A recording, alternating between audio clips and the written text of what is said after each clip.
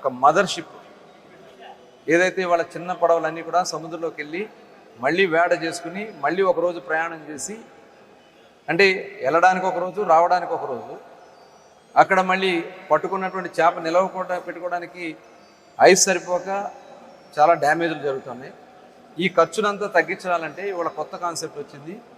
Mothership అనే concept ఇంతవరకు ఎక్కడ కూడా మన తీర ప్రాంతంలో లేదు. అది మదర్షిప్ కాన్సెప్ట్ని తీసుకోవడానికి సహకరించమని చెప్పి మనం రిక్వెస్ట్ చేశాం.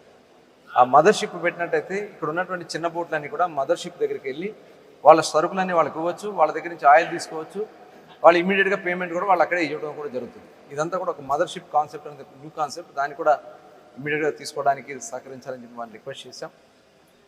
ఇట్లా మనం వీడ్ ఉంది, సీవీడ్ అని, వాళ్ళు చాలా మెడికల్గా చాలా దానికి ఇంపార్టెన్స్ ఉంది. ఆ సీవీడ్ పెంపడానికి కూడా కొంత సపోర్ట్ చేయమని చెప్పి వారిని కూడా రిక్వెస్ట్ చేశాం.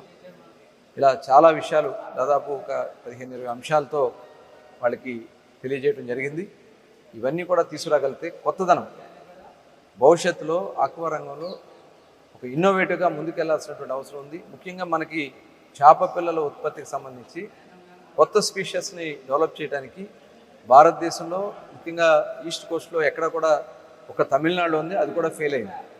కాబట్టి ఇంత పెద్ద ఆక్వా ఫెసిలిటీస్ ఉన్నటువంటి ఆంధ్ర రాష్ట్రంలో ఇవాళ పండుగొప్ప పిల్లకు కావాలంటే ఎక్కడికో వెళ్ళాల్సినటువంటి వస్తుంది. ఏదైనా కొత్త స్పీషియస్ కావాలంటే మనం ఎక్కడికో వెళ్ళి తెచ్చుకోవాల్సి వస్తుంది.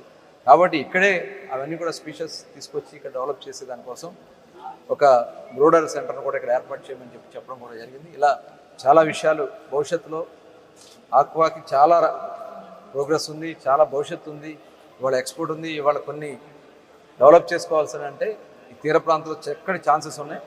దానికోసం మరి వచ్చినటువంటి టీంకి రిప్రజెంట్ చేసాం.